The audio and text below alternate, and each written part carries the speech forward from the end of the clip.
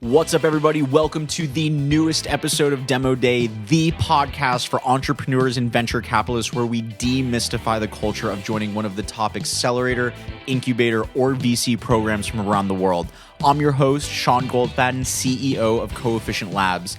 On today's episode, we'll be interviewing Dan Flanegan, co-founder of the photo messaging app Butter and an alumni of the Mucker Labs program.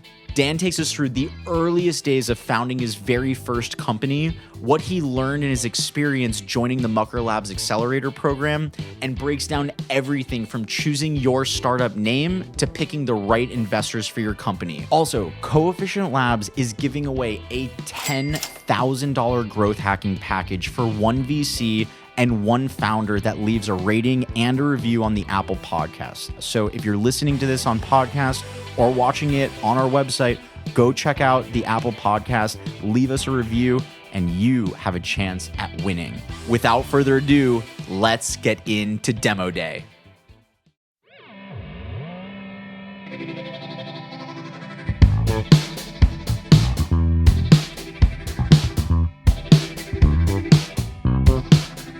When we were doing our early research and just getting ready for the podcast, I went to your LinkedIn, and one of the people that left you a recommendation said, Dan, one of San Diego's preeminent, been there, done that entrepreneurs. Dan represents the best of San Diego's startup scene, relentless and lean. He's the type of founder that's going to figure it out.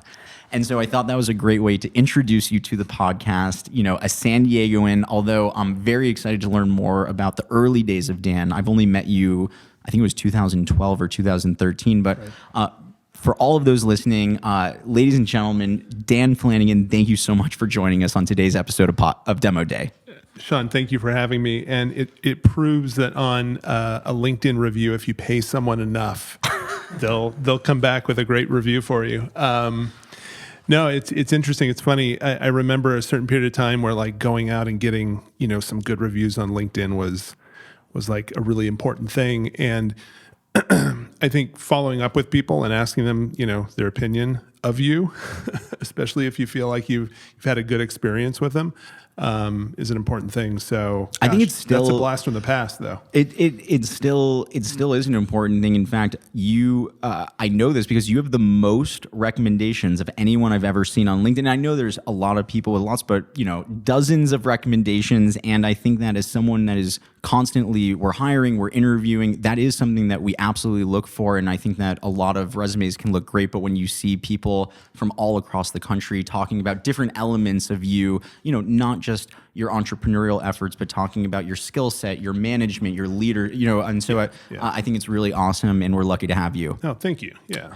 So Dan, tell us, and me specifically, because I'm excited, what was early life like for you? I've only known you as a product guy, quote unquote, but tell us a little bit more about where did you grow up and what was life like for you in the early days? So I actually grew up in the Bay Area in the I guess formative years would be in the 80s, kind of right as the whole personal computer thing exploded. So I was thinking about this recently, is that experience of getting my first computer, which was an Apple IIe. I remember, I think my brother and I have a younger brother by a few years. My brother and I had been really like pushing our parents for, you know, we need one of these computers. And it was Christmas morning. We were convinced we're going to get this computer. We go out into the living room where the gifts are. Nothing's there. I think we went into the other room where our stockings were on like the fireplace. Nothing is there. So we're really dejected. And I go into my stocking and I pull out one of those classic rainbow Apple stickers. And then I thought, like, why is this in my stocking? And my dad's like, well, where would we set up a computer? I'm thinking, the office. So run to the office, it's all set up. But what that led to was kind of, you know, a lifelong interest in technology that also, you know, coincided with, you know, that period of time, most of my friends, you know, their parents were working in tech in one way or another. Was San Francisco the ecosystem in the 80s? I know personal computing was just coming out, but there are, you know, still Silicon Valley was created even, you know, before. Was San Fran the tech ecosystem back in the 80s? It was Silicon Valley. It was, the South Bay, San Jose, Sunnyvale, that whole area. And that's where I lived. That's where I went to school. And just progressed, kind of became, the early prototype, Apple fanboy, and, progressed through different computers and learning, not necessarily coding. I did a little bit of coding. I actually ran, this gives my geek cred like to the next level. I actually ran a bulletin board system called Realm of the Rogues for, I don't know, it was probably like 2 years. And the cool thing about that was at the time, you needed, to set up a BBS, you essentially needed a computer, a phone line, the right software. So I convinced my parents to get me a separate phone line into the house. I can probably still remember what that number was. And actually, if you Google Realm of the Rogues, like BBS, you'll find all these like classic listings of these bulletin board systems, and that one's still there, with that same phone number next to it, which is obviously connected to someone else now. But bulletin boards are the way that I've learned it back when I was in college. Bulletin boards are social media 1.0. That before there was Twitter, before it was really about bulletin boards and sort of having people communicate. What was your reason for starting it? Was it just to connect with other people? A little bit. And it's funny because looking back now and thinking at some of the ventures I've taken since, that there is kind of this through line in the story. But it was, it was a community to engage with.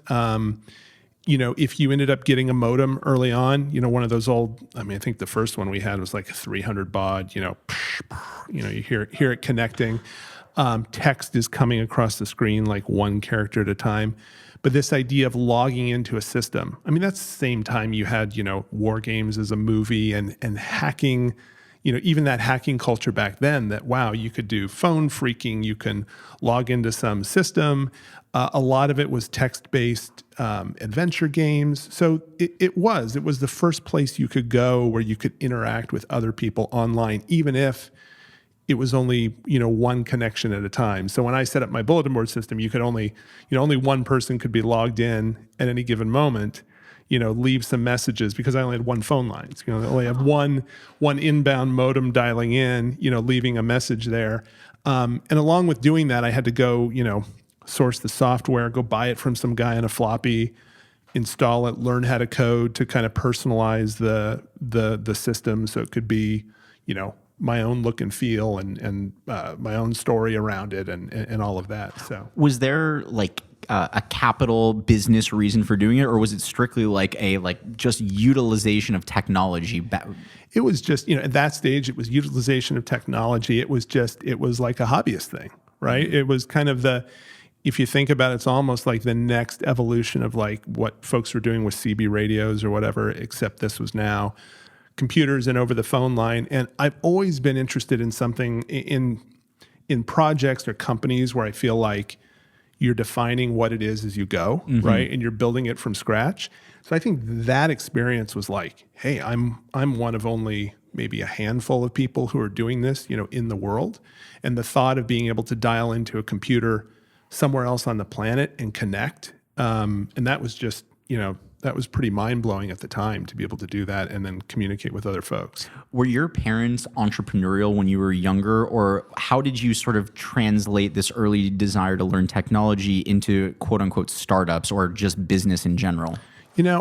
I've always felt that, my parents weren't necessarily, they did some things, some small businesses on the side and things that were maybe a little entrepreneurial, but not in any real intense way. I think for me, it really came out of being what I consider to be a creative person, creative writer, making short films, audio content, things like that as a kid, and always just leaning into creating something new and creating something that an audience or a group of people is going to interact with. And especially as you move into kind of the later stages of apps and things like that, became just kind of a natural platform to, want to build something. and build something that other people would use and engage with. Now, if I was to fast forward a little bit, on your last podcast you did with Ben, you had this like really interesting segment where you started to talk about how like you have sales and marketing on one end and you have engineering on the other, and product kind of fits right in the very middle of it, and you're almost like the bridge between the two. When did you know or think of yourself not just as a coder to make your boards, not just as a creative that's doing videos, but as someone that's kind of sitting right in the middle and holding the product? Yeah, so I didn't know. I really didn't. I knew I wanted to be in tech when I started my first job in tech, and I got in kind of in this interesting, side path of, being interviewed for an inside sales position and taking it. I just knew I wanted to be in a tech company in Silicon Valley. And at the time, so I'm in this inside sales group and I'm interacting with a lot of customers on the phone. And this was for a hardware or software product, more or less a consumer product. There were businesses, but this was a photo scanning and document scanning piece of hardware. And, I would talk to people and they give me feedback about what should be better and how things should be changed and what they used and what they didn't use. And then one day, guy walked in the door who was a product manager. I wasn't even clear what a product manager did. And he handed me a prototype of one of the scanners. And he put it in my hand. He said, "Does this feel right?" And and I will remember that moment like for the rest of my life, because I picked it up and I'm like, I have some thoughts and some feedback about this. And then all of a sudden this feedback I was getting from the customers on the phone started kind of flooding into my head. And that's when I realized like, I want to do what this guy's doing. How did, or maybe when did you transition your love around products and around making things feel or fit into more of a startup founder, leader, actually wanting to transition away from being a part of someone else's team and actually creating your own? I think in my case, I would say it was seeing a situation where there was a missed opportunity. And this could be different for a whole bunch of different people. So I had worked at a number of different companies. I think, in product, you're lucky if you have the opportunity to see something that's needed in the market, to raise your hand, to define a product and to launch it. And I was fortunate enough that I was able to do that a number of times. Then I ended up moving to, how I went from Silicon Valley to San Diego. I ended up actually, we made the decision we wanted to actually move to Southern California.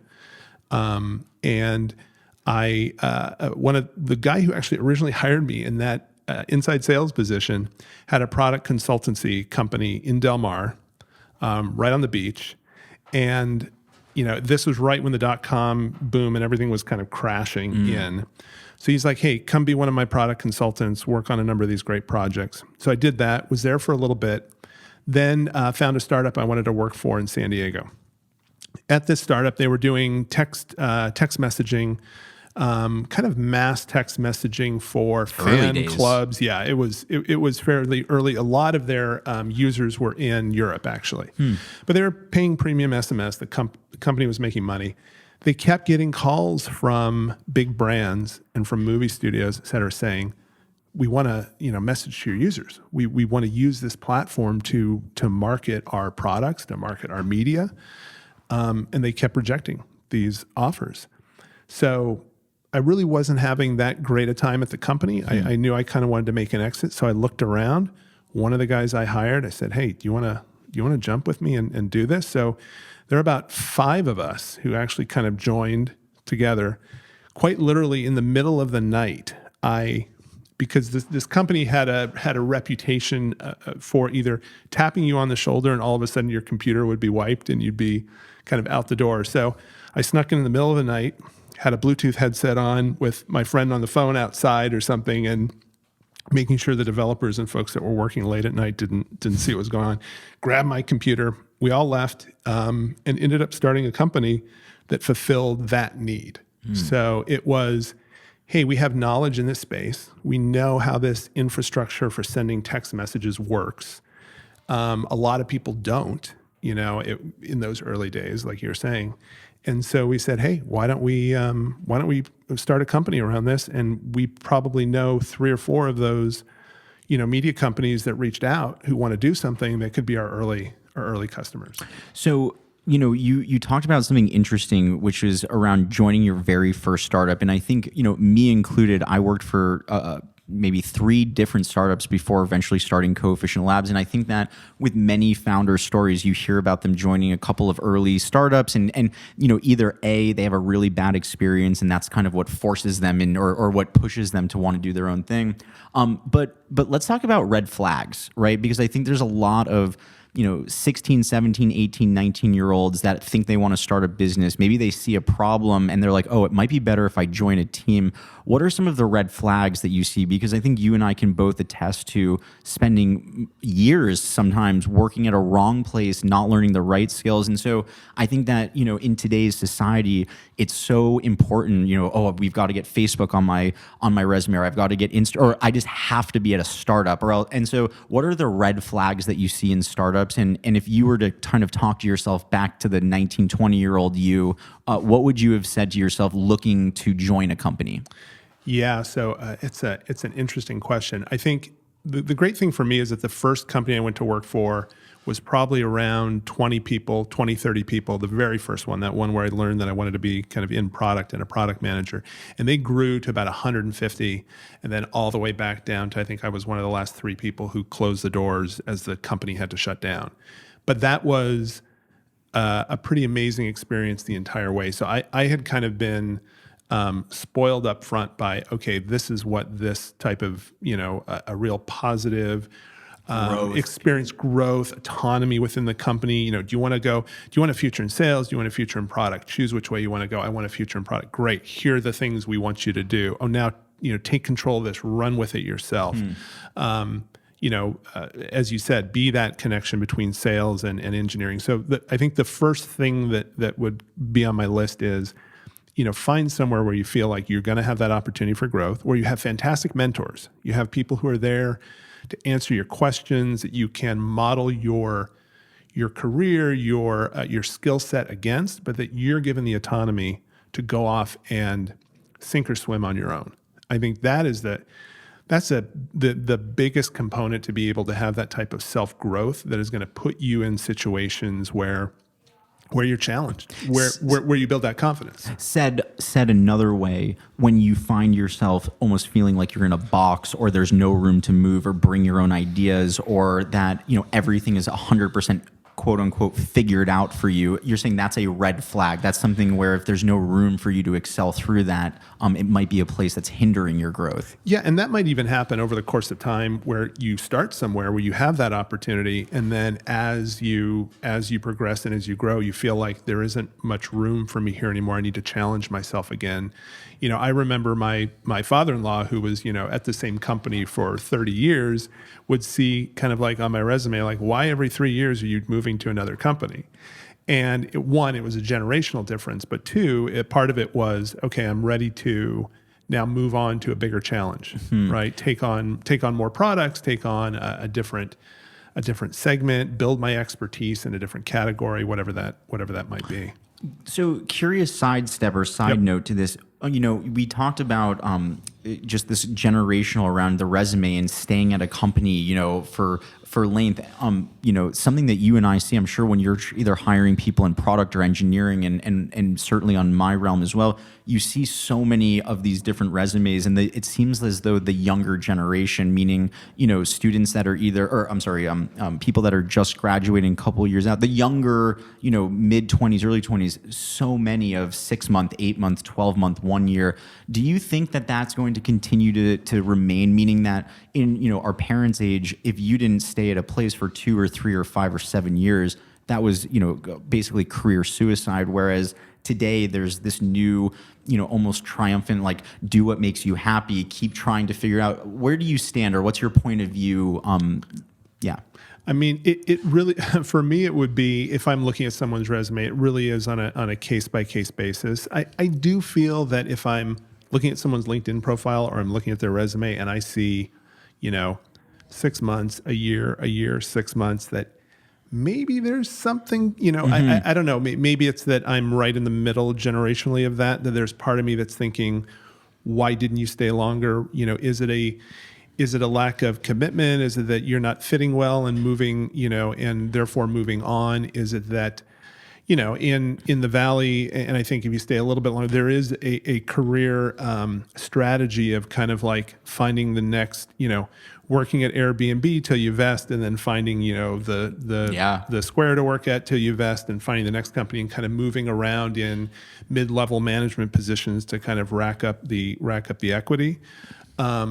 But for me, a lot of it would rely on understanding. Okay, I want to talk to understand the why behind it. I want to talk to some people you worked with and understand, why that timing is there. But I mean, if you looked at my resume, other than the companies maybe that I've started that I've been at longer, early in my career, it was probably 2 years, 2.5 years, a year, 2 years, that type of thing as well. So I can't hold that against someone, but I would always want to know the details. Yeah, totally. Now, when you moved out of your first, company, it was small, it grew, it then, went back down, and you ended up actually being one of the team members to even shut down the doors. Did you immediately move from there into your very first business? Was that Butter, or did Butter come along later on down the road? No, that first company was in Silicon Valley. I moved from that company to another one, which was I actually moved from that one to a larger company in the Valley that had been around for like 20 years, larger tech company. Had a very startup mindset, but didn't really, a lot of management shuffling going on, and actually found another opportunity at another startup, and left that company. And right after I left it, about 2 months later, they got acquired and everyone got downsized. So there were kind of like warning signs there, but it did give me an opportunity to work at a company that was a little bit larger. And just, things couldn't move fast enough for me anyway there. So it was a good taste of kind of a little bit bigger company. And I felt like, especially where I was in my career, it wasn't a good fit. Went on to another startup that was at for a couple of years. That startup was an email marketing platform. So this is kind of where that crossed over with the company in San Diego. Text messaging, email, right. Product. Getting those calls from the companies who wanted to be able to run these campaigns. And we went, okay, we can do this. So that company we started called Soapbox Mobile. That's the first company I truly started in San Diego. We raised money for it. It was, a crazy roller coaster ride of, investors bringing in a new CEO, moving me into a different position. I then got fired. I came back. It's like an Apple story microcosm. It's a long sordid tale. But again, it was another opportunity to just learn a ton when it came to, being in charge of your own destiny and your own company. So let's stay on that for a minute, because I think this is one of the areas that founders or future founders are blind is an understatement. What was it like moving away from this is an idea and a passion of mine to someone giving you money and it all of a sudden not being 100% your pie? I think that there is this total misconception around, I have a great idea, I'm going to get someone to give me money, and then they forget the fact that once they get that money, they start to lose some of that. So tell us a little bit about what was that like for you, or for people that have never raised money. What is it like once you give away, sort of in those early days, that equity? So I would say at a 30,000 foot level, you're all of a sudden responsible for, beyond just the numbers or the goals you want to hit, you're now responsible for hitting goals that you're promising, externally. It's not just internally your team, shucks, we didn't hit the numbers we wanted to hit, or we're all going to have to, be a little lean next month. It's now, hey, these are investors and they're looking for a return, and we need to build value in the company. And that becomes real, very quickly. You're also having someone who's reaching out to you and saying, hey, I think you should have this meeting with these guys. I think you should partner with this company. And you all of a sudden have, depending on who your investors are, you have a whole bunch of kind of inbound feedback that you have to manage through. Now, what I can say is that I think anyone in their career, company to company, they learn a lot. Like, what I learned at my first company, I brought to my second. I learned brand new things there, and to the third, company where I was a hired employee. When it comes to starting your own company, I think it's the same type of thing. You learn, I really feel like you can say you learn, hundreds of lessons you learn, but there's probably one big lesson you learn with each company that you start if you're a serial entrepreneur. For this company, the big lesson that I learned was pick your investors incredibly, be incredibly wise when it comes to picking, who's going to invest in your company and who's going to own a piece of your company. I think that was probably the biggest mistake we made with that company. We were probably up against the wall when it came to, needing to raise money to keep things alive and to keep our product vision going and to, keep our employees and continue down the product roadmap. But that was the big lesson learned there. So, when you're talking about that transition for me, at a high level, it was just, all the dynamics of that. On a very personal level, it was, just a hellish experience because the people who we went to for investment had no understanding they were kind of outside the domain, not just outside the domain of what we were doing from a platform standpoint and who our customers were, but just they were outside the domain of technology. They were investors in other areas of business who all of a sudden decided they wanted to invest kind of in the tech space. And so, to me, for the first experience, that was a huge mistake. And that's why the next kind of company that we put together, we went out to get financing. That's one reason why we kind of leaned into this idea of finding an accelerator and working with, seasoned investors who'd worked with product companies before. We kind of flipped the other way and learned our lesson and said, okay, the next time we go out and look for investors, we're going to play it very carefully, and we're going to find guys who are smart, who want to support us, and have some diversity in their experience. And I think that it's so key because for Dan and myself, we were, I believe, you tell me if I'm wrong, the very first year Mucker Labs ran their program. They might have had one before that, but it was early days in Mucker. When you started, there weren't specialized accelerators or incubators that were focused on these areas. And so I think that, the learning that if you're listening, you can take away from this is there are so many specialized VCs now, so many specialized accelerators, whether it's fintech or hardware or e-com or AI, that, one of the biggest mistakes that Dan has learned from is that if you align yourself with the wrong investors, they can actually really take your vision completely off the train tracks. And I think that's like something that when you are living in a microcosm, a small town, whether it's San Diego or in the middle of the country, you feel like if I don't get this money from this person, then I'm not going to be able to run my business. But you're hearing it here that sometimes getting that money from that person's actually the death wish, and that, aligning yourself is really the most important thing you can be doing at that level of your business. Yeah, and finding a way too, if you feel like you're that under pressure to raise money, there are other things you can do. There are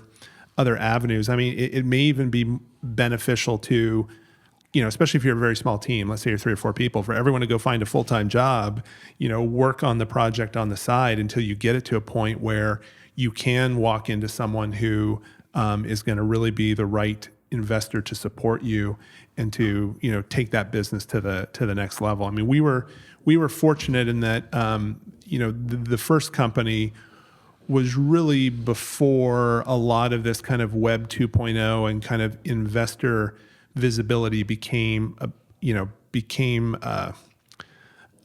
thing, right? And you kind of touched on it before accelerators became a thing. So there really wasn't a place to go other than, okay, well, we can pick up the phone and let's have a meeting with, someone at, I think, we talked to Venrock, we talked to a couple of different like big name VCs, but it was very different than it is now.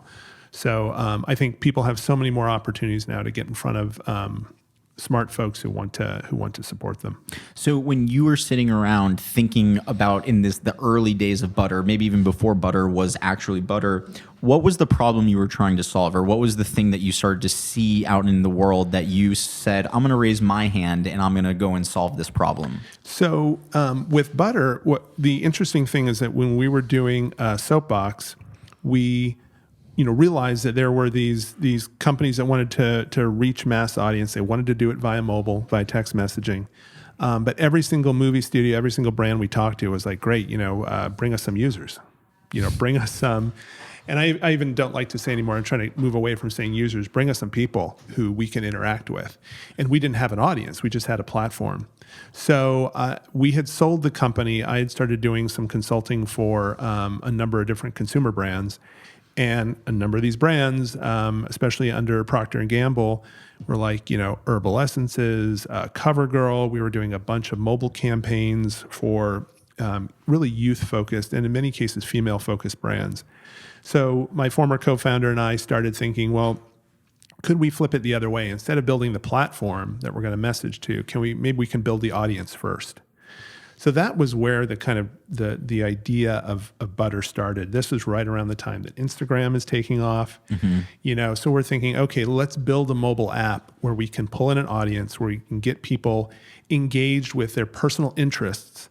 And then at some point down the line, this data we have and these people we have broken into interest groups are going to be, that audience that these brands are asking for, and we'll be able to monetize the company that way. Now, what's crazy is that, in today, that model is a lot harder to pitch to investors today, but back in 2013, 2014, 2015, the whole thing was build a giant user base, monetize after, build a giant user base, and now the unit economics have almost switched. It's get the most profitable cost to acquire a customer, then start scaling. Yeah, exactly. And that's actually even how we've kind of moved the business much more in that direction, in a subscription-based direction, because for us to be, for that to be a profitable business based off of advertising or based off of those audience numbers, you've got to be absolutely huge. And that's a tough thing, a tough scale to achieve. How did you come up with the name Butter?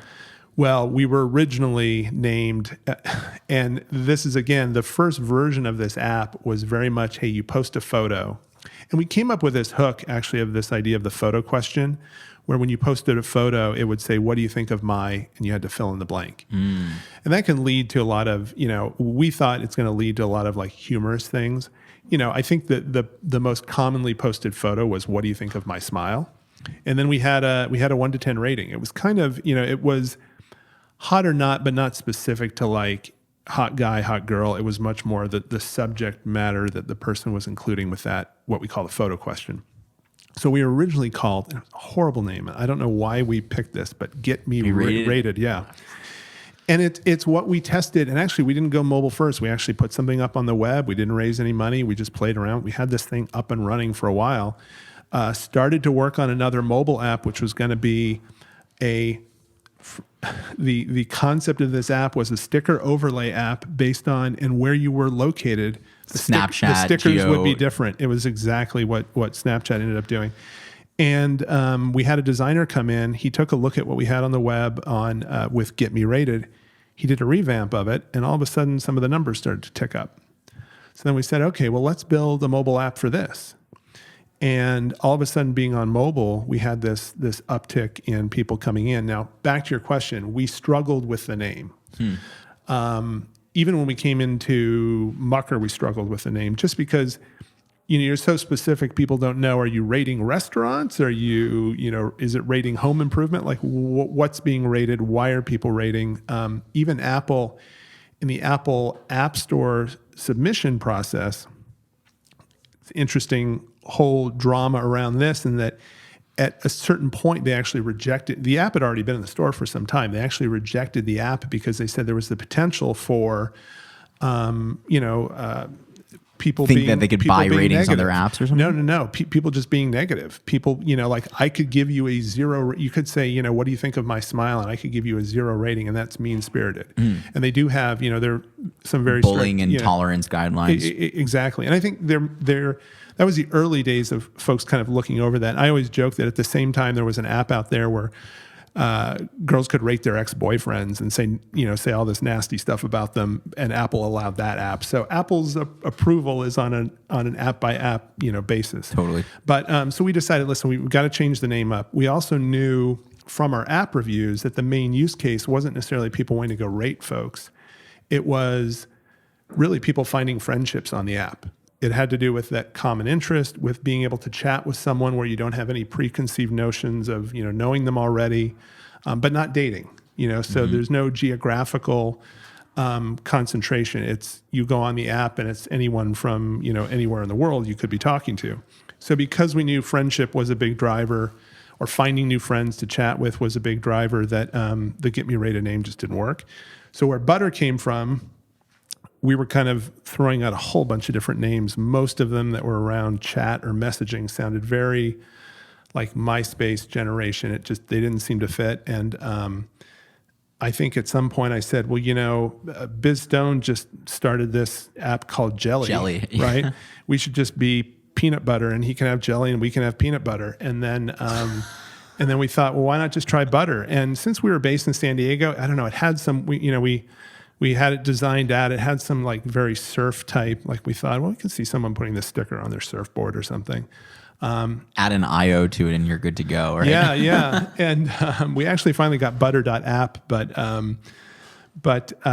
it was one of those things where then when you went up and talked to someone, so we were at a startup event, and previously when you go up and say, oh, we have this app, Get Me Rated, it would be, get me what?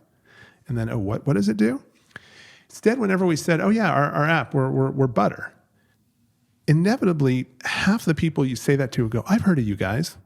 They probably hadn't heard of us. Maybe it was someone else named Butter. Who knows? But it just it was memorable. It was stickier, right? Yeah, literally. You could say the name, and someone would, a couple months later, if you called back, they would definitely remember who you were. So from a brand perspective, I think that was the experience. And of course, there were 20% of users who couldn't stand it, didn't understand why we were changing the name, and then if we changed the name today, we'd have the same experience where people would rebel. What were some of the lessons that you can take away, or that you took away from the first few months, early days? Not necessarily once you started to figure things out, but in reflection, what were some of the things you took away from just the early days? I think the early days were just about getting something out there. The early days were those days of just working on it on the weekends. Honestly, sitting in the garage or sitting at a coffee shop, and the three of us kind of business focused, product focused, and then developer, right? Those three skill sets, and then having our designer kind of help out as he could, and just building something and putting it out there and seeing if people would use it and talking to those users. I mean, you can wireframe things all day long. You can look for the development team that you're going to, hire to build this massive thing that you want to build and have a huge price tag on it.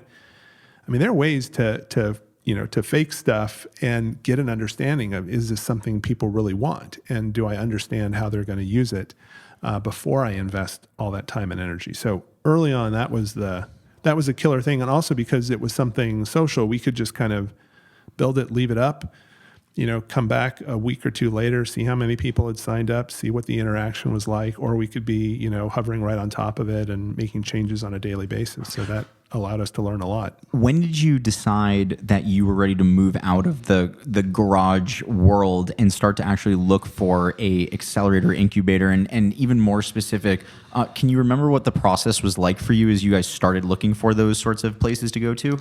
Yeah, I think we had come from the previous experience with the previous company, where our initial thought was, well, we're gonna raise some money from the same kind of friends and family that we'd raised from before. So we did have a little bit of money in the bank that gave us some time to continue to iterate and also maybe find some investment. And then we thought, okay, well, let's go talk to people we know in Silicon Valley. People from my past, friends of mine.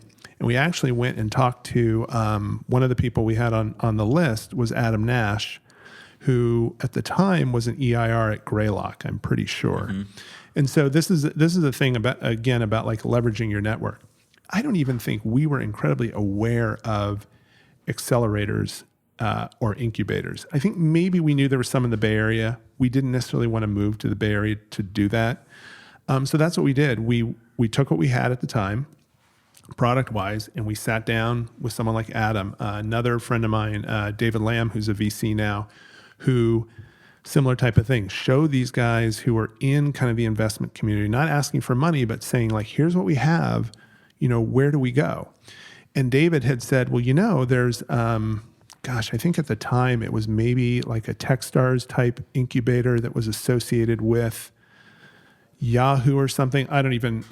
It was fairly early days, but I for the scene kind of. But it was one of the newer ones in the Bay Area, and he said, "Hey, come out for the summer, stay in the Bay Area, and you should go through one of these incubators." So we started thinking, okay, but do we, can we really up and move, for the whole summer and do this for 3 or 4 months?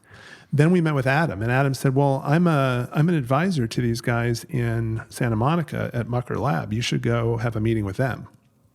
So we thought, okay, that's a little bit closer. I went to school at UCLA, so I know the area. It's like, okay, we can go ahead and swing this. So that was kind of the intro, and we, like I said, until that intro was made, until some folks kind of in the know told us, like, this is where you should go, I think we were just thinking, how do we approach, people on Sand Hill Road and ask for money, and where do we need to be? And clearly we weren't at that stage yet. I mean, even Adam, who's an investor, an angel investor in the company, he, saw that we had something, that there was something there, but obviously it wasn't right at the time for Greylock, but, connecting us with Mucker was kind of the next gating factor that we would, go through. If the Mucker guys thought we had something, then maybe there's something there. And so what exactly is it like to apply to one of these sorts of programs? So you sit down, it was Will and Eric at the time that did both interview you. And do you remember, were you nervous for it? Was it really exciting? Like, what, bring us into your mindset the day that you kind of walked into the building? Yeah, I think for the very first, I don't even think we hadn't even officially applied. It was Adam making an intro and saying, like, hey, you should meet with these guys. We went in, we sat down in the lobby, I remember, waited. It was probably Will and Eric who both came out. We explained to them what we were doing. I don't even think we had a pitch deck that we went through. I think we just talked to them about what we were doing, and we showed them the product and the activity in the product.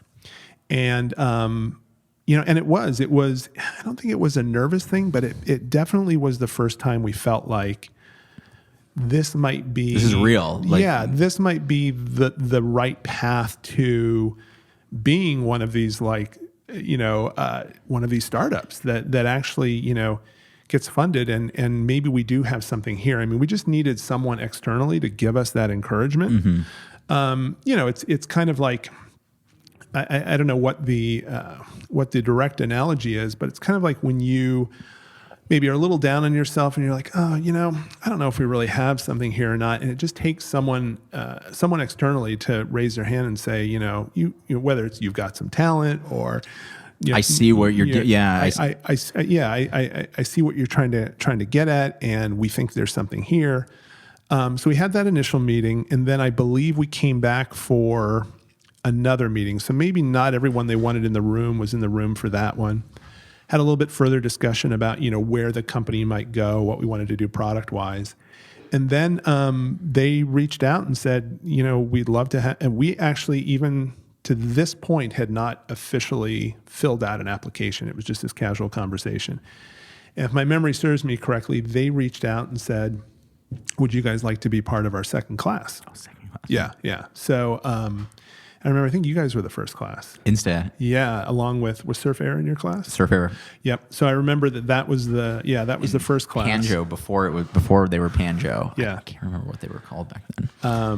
Yeah, it's a good question. I don't remember either. You remember? Yeah, I don't remember Chad. Chad. Yeah, I don't remember the name of the company before it was Panjo, which is good rebranding. Yes. If I can't remember what the original was, but and then that was kind of the moment where we went, okay, we can either hang in San Diego and try to find some investors in San Diego who understand social apps, which I guarantee you there's probably -5 people in San Diego who invest who understand that space. I'm being harsh on San Diego investment, but it was very tough for us to raise money around that idea in a non kind of tech startup scene that wasn't fully developed yet. It's much more developed in San Diego now.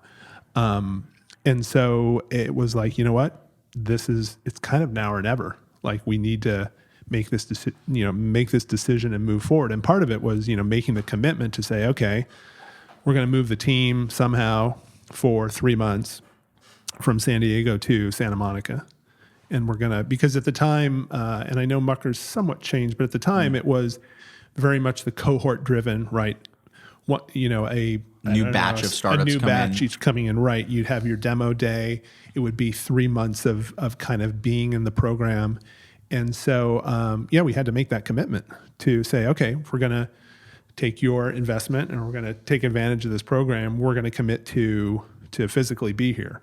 So at the time, that was a big commitment to make, but we made it work. And I think, what was it like? Because I think like when you're in the first couple months of starting your business in this kind of like whether it's your garage or your apartment or whatever it is, you almost can't comprehend the difference between living in those four walls versus living in four walls with 5 other companies, 7 other companies, 20 other companies. Yep. What was it like once you started going into the building? Yeah, I mean, it's a combination of like going from high school to college, or going from, in the movies when they bring someone back with the adrenaline like shot to the chest. I just, it was like that. It was all of a sudden realizing that, wow, there's something here that we have got to make the most of and leverage as best we can, because this is the shot and the opportunity that we've got. And I think, that comes from a whole bunch of different things when it comes to a program like this. It comes from one, at least for us, and the reason we chose Mucker, because once someone comes at you with an offer, you start to go, well, these guys offered something. I wonder who else there is in LA. And I think, at the time, the other opportunities, other accelerators or incubators in LA were not as product focused. Mm-hmm. So we really thought, okay, these guys, they choose to live in Southern California. They, career path wise was kind of similar to my path in that they'd spent time in Silicon Valley. They'd been in Silicon Valley based companies. They were product focused.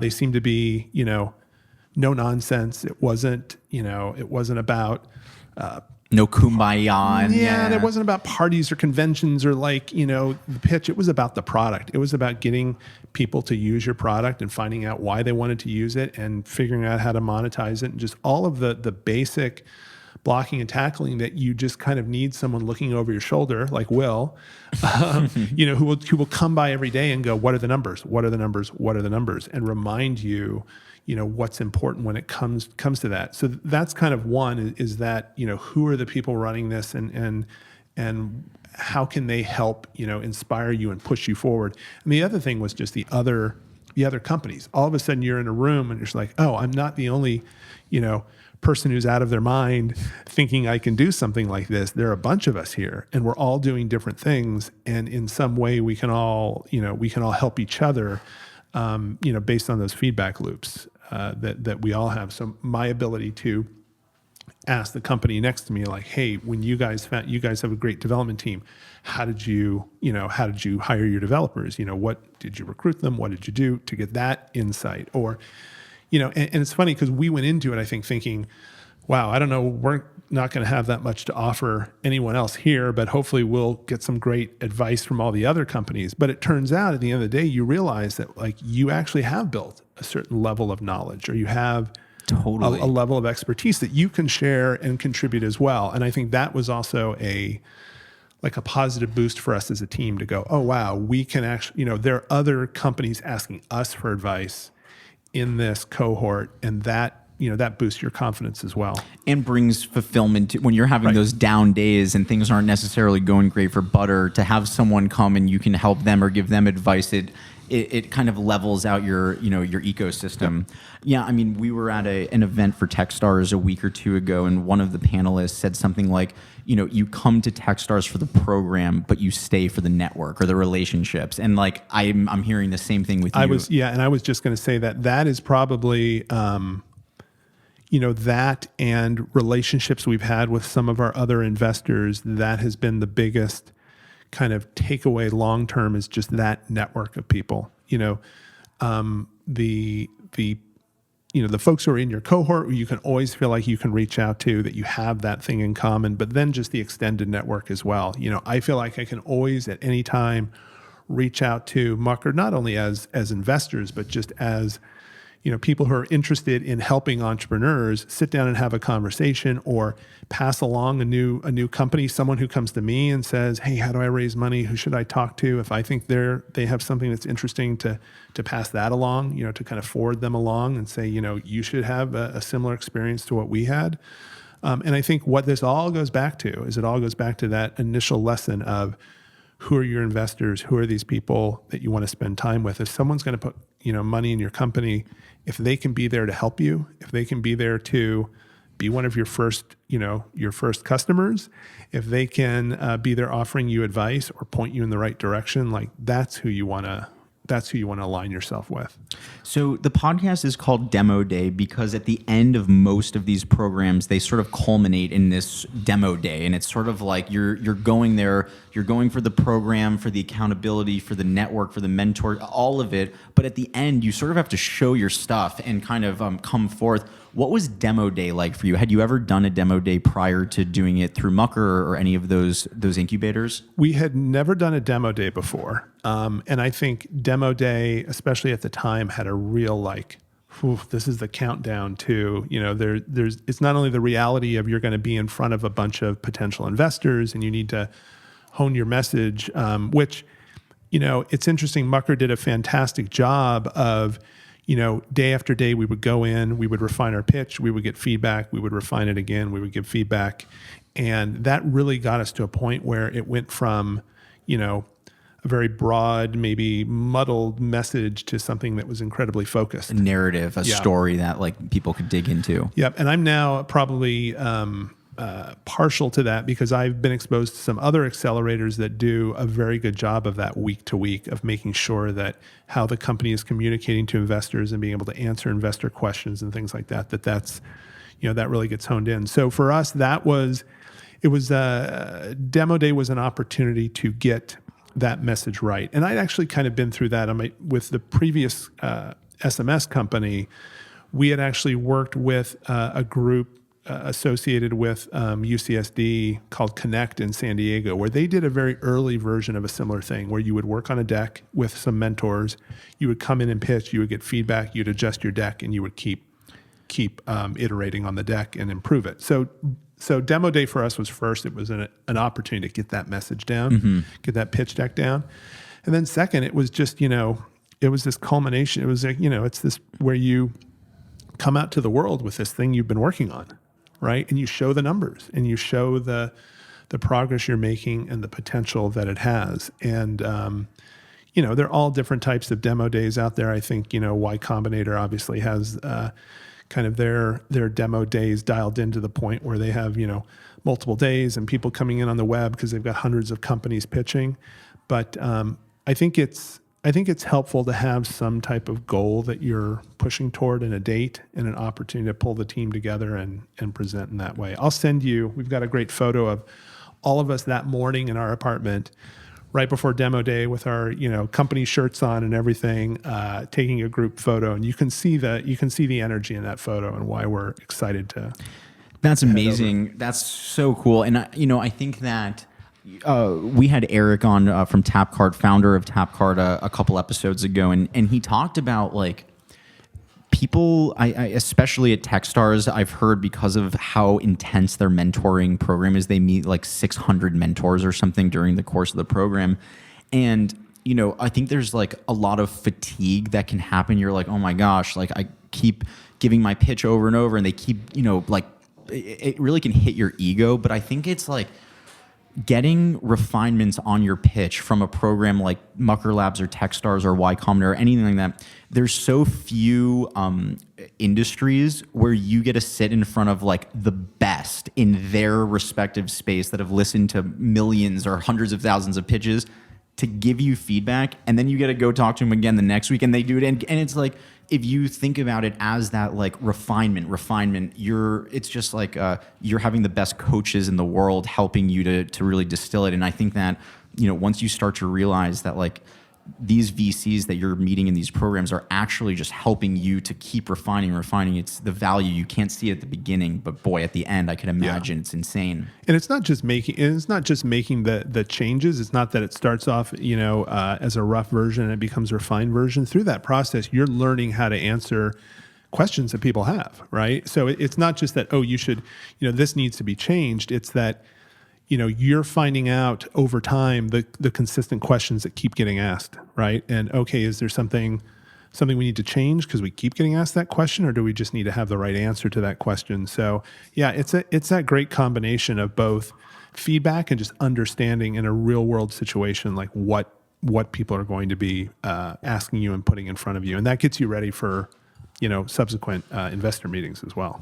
So you talked about earlier when it comes to choosing investors that just the right fit and spending more time, understanding the fact that people need to spend their real time and due diligence in finding the right fit. Do you have any advice for future founders when coming to thinking about the programs themselves, or just any ideas of, when you looked around the room at Mucker, who are the companies that were really utilizing that program in the right way, and who are the ones that maybe weren't? And I guess I'm trying to get some advice for those that it's like, if I'm going to join a program, here's how you should think about it.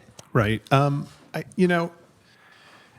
It's hard for me to say if there were companies that were like utilizing it well or not. I think that, and I've seen this with other kind of similar types of programs, folks who come into the program like, we're just here for the money, essentially, is what they're saying. We've got this all sewn up. We don't need anybody's feedback. We don't need anybody's help. We've got it locked in.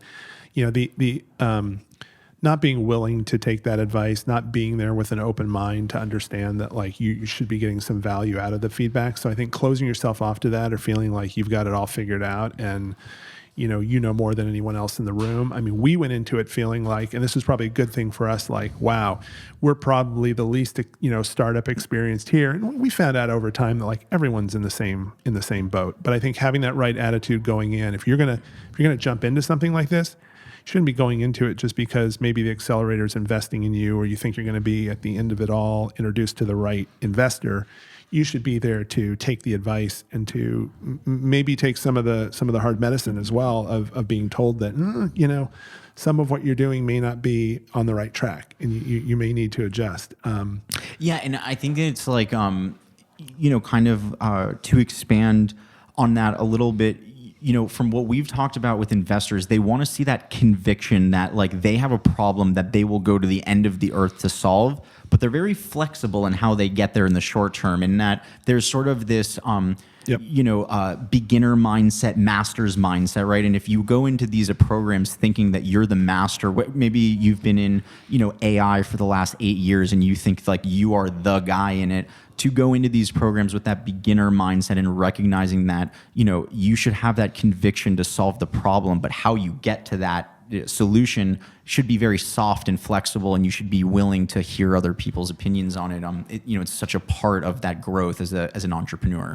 Yeah, and being able to have, anybody who is investing or looking at a company, it's like you need to know that, and that's why people say so often like they're investing in team and not necessarily the product, because at the end of the day, you need to know that that this team is willing to, make it through thick and thin to come out the other side with something that they've built of value. And it may not be, the ssame thing they started with. I think Instant Canvas is a perfect example of that. And in many ways, Butter is kind of that too. And that, in that we found over time that what we thought the use case was not in fact what it truly was. And now that we've figured out what the true reason is and the value people are getting out of the app, it's allowing us to I think really now approach monetization in a smart way.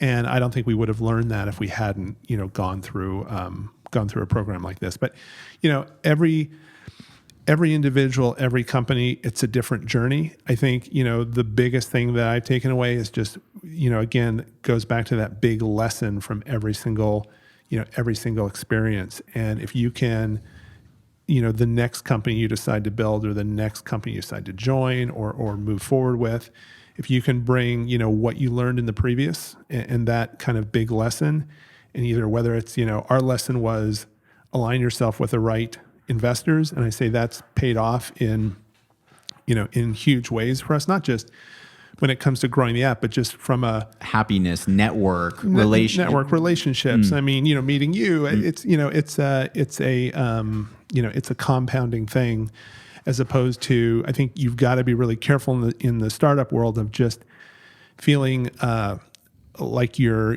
trapped around the company and the idea that you have, and not be willing to open yourself up to those external feedback loops. And I want to add one thing to that for people listening, because this is actually a really interesting story. Maybe a week or two ago, one of our team members, we were all having lunch and we're sitting out on the patio, and he was talking about how he wants to be more deliberate, more what's the word I'm looking for? Intentional. He wants to be more intentional about learning and utilizing tools that will help his productivity. Maybe if this week I'll spend maybe 1 extra hour using this tool, or I'll spend 1 extra. And he talked a little bit about how, over the course, if you really use these tools for productivity over the course of years, you're going to be monumentally leveling up. And I'm thinking about it for a second. He's 22, 23, 24, and I'm sitting there thinking, and I'm like, wow, this is such an interesting knowledge bomb I'm about to drop on this young gentleman, which is, if you spend that exact same amount of time, rather instead of cultivating your knowledge of the tool, but you spend that same time cultivating your network, the people that you've grown up with, your teachers, your mentors, your colleagues, and the same couple of hours, 3 hours a week, whatever it is, but you just started reaching out to people from your past saying, hey, I was thinking about you, just want to check and see how you're doing. You watch what that, and I think that, a lot of the young entrepreneurial techies that are listening to this, they, part of the programs, and I think you're hearing it from Dan, it's the network is what makes the startups and the relationships. It's not the tools. All of the tools keep changing.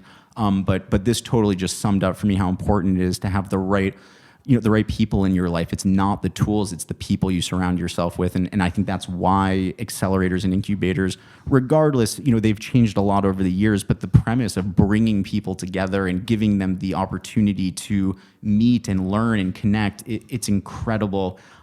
Dan, we could talk for hours, but what are you excited about right now? What's kind of getting you going? I know that you're dabbling in crypto, you're dabbling in product, you have butter. What are the things right now that are just really exciting you, and what makes you pumped up for 2020?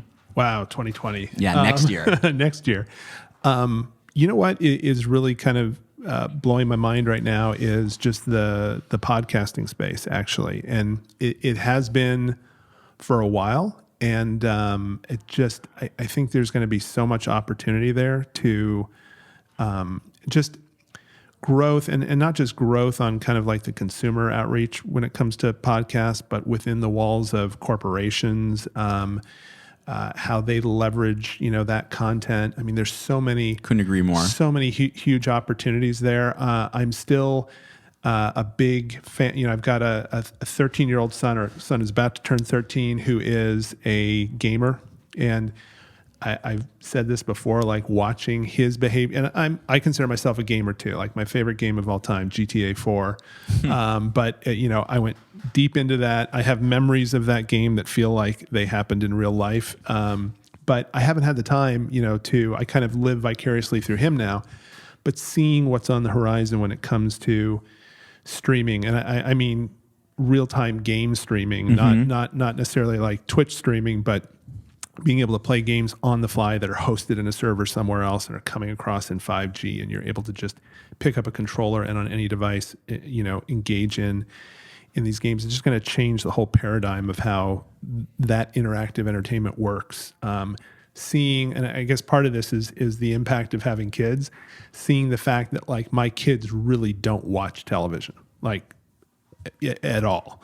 And so, you start to really understand where the future is, and just as someone who is always fascinated with the kind of the edge of where technology is, the edge of where those user behaviors are, I'm spending a lot of time really just thinking, okay, where are things going to be in 5 years, in 10 years? How can I be engaged as an entrepreneur, as an investor, et cetera, in these areas that I think are going to, that user behavior is going to catch up to, and we're going to fundamentally change, whether it's audio content, because we now have, amazing Bluetooth headphones that people forget that they have on, or it's being able to game anywhere and any place and any time with these like streaming opportunities. I think those two things for me over the next couple of years, just something that I'm keeping an eye on. But it's just fun to hear from any entrepreneur, like someone calling me or reaching out and saying, here's this cool thing we're doing. What do you think? It's just fantastic to just see, people who constantly are coming up with new ways to solve problems, new ways to engage with people using technology. And that'll always, to me, that'll always be fascinating. Dan, this was an absolute pleasure having you on the show today. Where can people find you if they want to find you on the Twitters or any of the socials? The Twitter is probably the best thing. My activity tends to spike, and when I'm busy, it tends to drop off. But just D Flanegan, so DFLANEGAN on Twitter, and that's probably the best spot. And anything interesting that I'm up to, I'm usually sharing there. Cool, guys. For all of you at home watching Demo Day, thank you so much, Dan. You're the man. Thank you. Thank you, Sean. Peace, bro. I love what's happened to the ecosystem now. You have co-working spaces where you have leaders able to exchange ideas with other leaders.